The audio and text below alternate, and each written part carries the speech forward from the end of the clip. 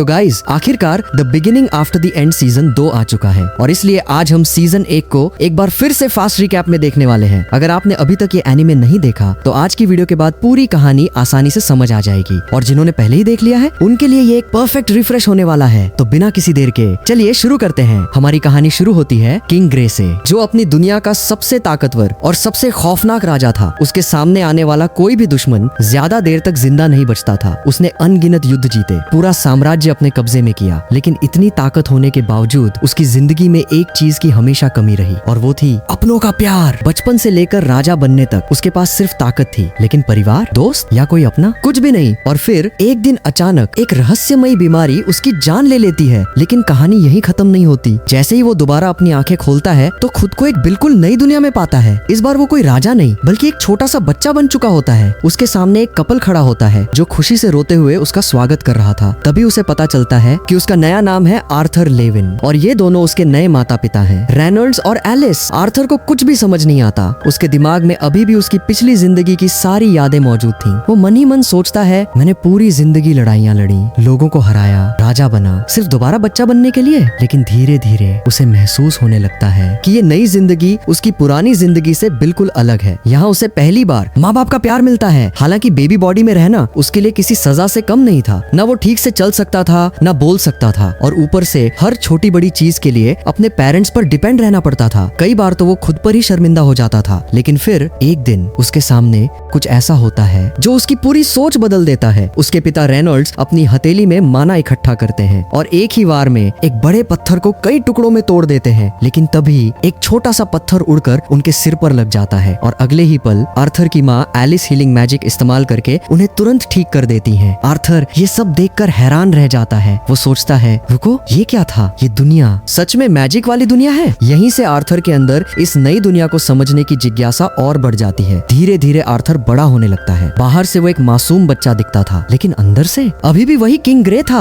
एक दिन मौका मिलते ही वो चुपके से अपने घर की लाइब्रेरी में पहुंच जाता है। वहाँ रखी किताबें पढ़कर उसे इस दुनिया के बारे में बहुत कुछ पता चलता है। उसे मालूम पड़ता है कि इस कॉन्टिनेंट में 3 बड़े किंगडम हैं, ह्यूमंस, एल्व्स और ड्वार्व्स। लेकिन सबसे दिलचस्प चीज थी माना हर इंसान के अंदर मौजूद एनर्जी होती है और उसी की मदद से लोग मैजिक इस्तेमाल करते हैं। इस दुनिया में 2 तरह के मेज होते हैं। पहले ऑगमेंटर्स, जो माना से अपनी बॉडी की स्ट्रेंथ, स्पीड और रेफ्लेक्सेस बढ़ाते हैं, और दूसरे कॉन्जरर्स, जो फायर, वाटर, विंड और अर्थ जैसे एलिमेंट्स को कंट्रोल करते हैं। माना को सही तरीके से इस्तेमाल करने के लिए बॉडी के अंदर माना कोर बनाना पड़ता है और आम इंसानों को इसे बनाने में कई साल लग जाते हैं। लेकिन आर्थर वो कोई आम बच्चा नहीं था। अपनी पिछली जिंदगी के एक्सपीरियंस की वजह से उसे मेडिटेशन और एनर्जी कंट्रोल पहले से आता था। इसलिए वो उसी दिन से माना महसूस करने की प्रैक्टिस शुरू कर देता है। धीरे धीरे उसके आसपास मौजूद माना पार्टिकल्स उसकी तरफ आने लगते हैं और उसकी प्रोग्रेस किसी भी नॉर्मल इंसान से कई गुना तेज होती है। हालांकि बीच बीच में उसकी बेबी बॉडी उसे बार बार एम्बैरस भी कर देती थी, लेकिन अब उसका पूरा फोकस सिर्फ एक चीज पर था, इस दुनिया का सबसे ताकतवर इंसान बनना। उसकी मॉम एलिस को भी धीरे धीरे महसूस होने लगता है कि आर्थर बाकी बच्चों से बिल्कुल अलग है। जब भी मौका मिलता वो खेलने की बजाय लाइब्रेरी में जाकर किताबें पढ़ता रहता। दूसरी तरफ रेनॉल्ड्स उसे बचपन से ही वुडन सॉर्ड पकड़ाना चाहते थे, लेकिन एलिस हर बार उन्हें रोक देती। इतने छोटे बच्चे को सॉर्ड चलाना कौन सिखाता है? आर्थर ये सब देखकर मन ही मन हंसता था, क्योंकि उसे अब तक एक बात अच्छी तरह समझ आ चुकी थी, इस घर का असली बॉस उसके पापा नहीं बल्कि उसकी मॉम थी। अब आर्थर अपनी मॉम के साथ शहर घूमने जाता है और पहली बार बाहर की दुनिया को पास से देखता है। हर तरफ मैजिक आइटम्स, वेपन्स, एडवेंचरर्स और अलग अलग तरह के लोग थे। आर्थर सब कुछ ध्यान से ऑब्जर्व कर रहा था, क्योंकि उसके लिए ये दुनिया अभी भी पूरी तरह नई थी। लेकिन इस पूरे सफर में एक चीज उसे बार बार अंदर से हिला रही थी। एलिस और रेनॉल्ड्स उसे जिस तरह प्यार कर रहे थे, जिस तरह उसकी हर छोटी जरूरत का ध्यान रख रहे थे, आर्थर के लिए ये सब बिल्कुल नया था। वो सोचता है, क्या फैमिली ऐसी ही होती है? क्या सच में कोई बिना मतलब के भी किसी से इतना प्यार कर सकता है? क्योंकि अपनी पिछली जिंदगी में किंग ग्रे के पास सब कुछ था, पावर थी, थ्रोन था, रिस्पेक्ट था, लेकिन अपना कहने वाला कोई नहीं था। इसी बीच आर्थर और ज्यादा बड़ा होने लगता है और अब उसका कंट्रोल माना पर पहले से काफी बेहतर हो चुका था। एक दिन रेनॉल्ड्स उसे अपनी ट्रेनिंग दिखा रहे होते हैं। वो माना को बॉडी में फ्लो करवाते हैं और एक जोरदार किक से हवा में टॉर्नेडो जैसा अटैक बना देते हैं। आर्थर तुरंत समझ जाता है, ओह, तो मेरे डैड एक ऑगमेंटर है। अब आर्थर लाइब्रेरी में जाकर फिर से माना कोर पर फोकस करने लगता है। वो अपनी बॉडी के अंदर माना पार्टिकल्स को इकट्ठा करता है और धीरे धीरे उसकी बॉडी ग्लो करने लगती है। लेकिन तभी अचानक पूरे घर में एक बड़ा धमाका होता है। रेनॉल्ड्स और एलिस घबराकर अंदर दौड़ते हैं, क्योंकि आर्थर घर के अंदर ही था। और जैसे ही वो रूम में पहुंचते हैं, उनकी आंखें फटी की फटी रह जाती रही हैं। आर्थर हवा में फ्लोट कर रहा था, उसके आसपास माना घूम रहा था और वो सिर्फ 3 साल की उम्र में मेज बन चुका था। रेनॉल्ड्स हैरान होकर कहता है, ये कैसे हो सकता है? हमारा बच्चा सिर्फ 3 साल का है और ये मेज बन गया। आर्थर अंदर से खुश था क्योंकि आखिरकार उसकी मेहनत रंग ला चुकी थी। लेकिन तभी टूटती हुई छत उसके ऊपर गिरने वाली होती है। आर्थर भागने की कोशिश करता है लेकिन उसकी छोटी बॉडी स्लिप कर जाती है। वो सोचता है, क्या मैं सच में इसी तरह मर जाऊंगा? लेकिन अगले ही पल रेनॉल्ड्स और एलिस उसे बचा लेते हैं। आर्थर पहली बार समझता है कि इस जिंदगी में वो अकेला नहीं है। उसके पास 2 लोग हैं जो बिना सोचे अपनी जान दांव पर लगाकर उसे बचा सकते हैं। एलिस और रेनॉल्ड्स उसे गले लगाकर रोने लगते हैं। आर्थर को समझ नहीं आता कि ये लोग इतना क्यों रो रहे हैं, लेकिन फिर उसकी आंखों से भी आंसू निकलने लगते हैं। वो मन ही मन कहता है, शायद यही वो चीज है जो मैं ना किताबों से सीख पाया, ना अपनी पिछली जिंदगी से। और इसी मोमेंट पर हमें उसकी पास्ट लाइफ का फ्लैशबैक दिखता है, जहाँ किंग ग्रे एक काउंसिल के सामने खड़ा था। एक आदमी उसके पैरों में गिरकर अपनी फैमिली की जान की भीख मांग रहा था। वो कह रहा था, प्लीज किंग, मुझे सजा दे दीजिए, लेकिन मेरी वाइफ और बच्चे को छोड़ दीजिए। लेकिन किंग ग्रे के अंदर उस वक्त कोई इमोशन नहीं था। वो अपनी स्वॉर्ड निकालता है और एक ही वार में उस आदमी की फैमिली को मार देता है। यानी पिछली जिंदगी में वो इतना कोल्ड था कि किसी की फैमिली का दर्द भी उसे महसूस नहीं होता था। लेकिन अब आर्थर खुद फैमिली का मतलब समझने लगा था। कुछ समय बाद रेनॉल्ड्स आर्थर को ट्रेनिंग करवाता है। वो उसे ग्लव्स देता है, लेकिन आर्थर ग्लव्स लेने की बजाय स्वॉर्ड चुनता है। रेनॉल्ड्स स्वॉर्ड में माना डालता है और आर्थर भी अपनी वुडन स्वॉर्ड में माना फ्लो करता है। फिर दोनों एक साथ चार्ज करते हैं और अगले ही पल आर्थर का अटैक इतना ज्यादा पावरफुल निकलता है कि रेनॉल्ड्स की वुडन स्वॉर्ड टूट जाती है। रेनॉल्ड्स शॉक हो जाता है। वो तुरंत एलिस से कहता है, ये बच्चा ऑर्डिनरी नहीं है, इसे प्रॉपर ट्रेनर की जरूरत है। लेकिन एलिस तुरंत गुस्सा हो जाती है, क्या तुम पागल हो गए हो? ये अभी सिर्फ एक छोटा बच्चा है। रेनॉल्ड्स चाहता था कि आर्थर बाहर जाकर ट्रेनिंग लेफ्टिनेंट, और एलिस नहीं चाहती थी कि उसका बच्चा उससे दूर जाए। दोनों के बीच बहस शुरू हो जाती है। आर्थर ये सब देखकर सोचता है, अबे यार, ये दोनों कितने ज्यादा डम्ब हैं। चलो मैं ही तीसरा ऑप्शन दे देता हूँ। फिर आर्थर बोलता है, ठीक है, मैं ट्रेनिंग के लिए जाऊंगा, लेकिन आप दोनों को मेरे साथ चलना होगा। ये सुनकर रेनॉल्ड्स और एलिस खुश हो जाते हैं और फाइनली तय होता है कि पूरी फैमिली एक नई जगह जाएगी जहां आर्थर को प्रॉपर ट्रेनिंग मिल सके। अब एंट्री होती है रेनॉल्ड्स और एलिस के पुराने दोस्तों की, जिन्हें ट्विन हॉर्न्स पार्टी कहा जाता है। ये लोग स्किल्ड एडवेंचरर्स थे और आर्थर को देखकर काफी एक्साइटेड हो जाते हैं, क्योंकि लास्ट टाइम जब उन्होंने आर्थर को देखा था तब वो सिर्फ एक छोटा सा बेबी था।